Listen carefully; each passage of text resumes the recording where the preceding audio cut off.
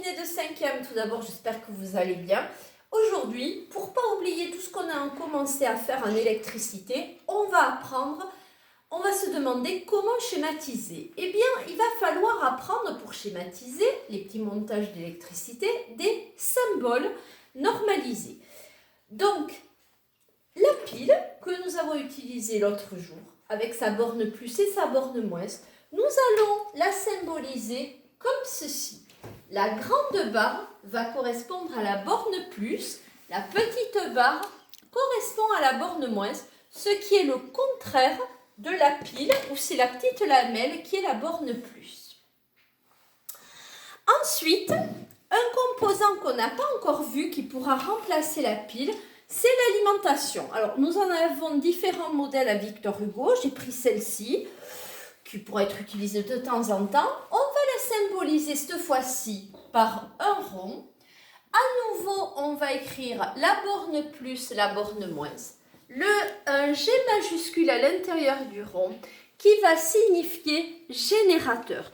Parce que la pile, comme l'alimentation, font partie de la famille des générateurs, c'est-à-dire les composants qui fournissent l'énergie électrique au circuit générateur. Ensuite, nous avons vu l'autre jour la lampe qui va se symboliser par de nouveau un rond que vous faites sans compas à main levée à peu près autour d'un carreau de diamètre, un grand carreau. Vous allez faire une croix en forme de W, de X. Le confinement ne réussit pas. Donc une croix en forme de multiplié. Et ça va représenter la lampe. Puis, nous avons vu le moteur. Lui va se symboliser toujours par un rond avec un M majuscule à l'intérieur. Je vous remontre rapidement pour ceux qui étaient absents l'autre jour. Voilà, quand on branche la pile à la lampe brille.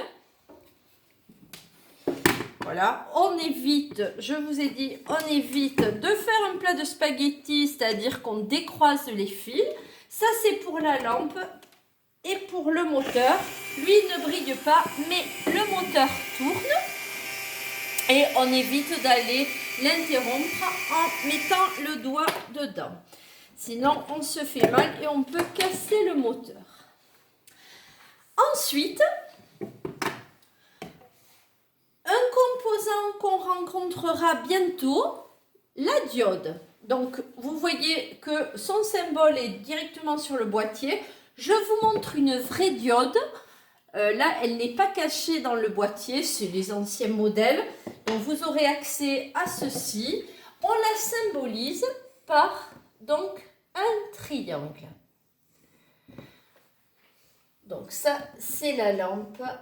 J'ai oublié de l'écrire. Le moteur, la diode. Vous connaissez mieux sa cousine, la DEL. La DEL, diode électroluminescente. Là, on ne voit peut-être pas tout à fait ce que c'est qu'une DEL. Donc, je vais la brancher à la pile. Là, vous la voyez allumée et vous devez reconnaître, j'imagine, le témoin lumineux de la télévision quand elle est mise sous tension. Donc, les DEL sont très utilisées dans la vie quotidienne, dans notre vie de tous les jours.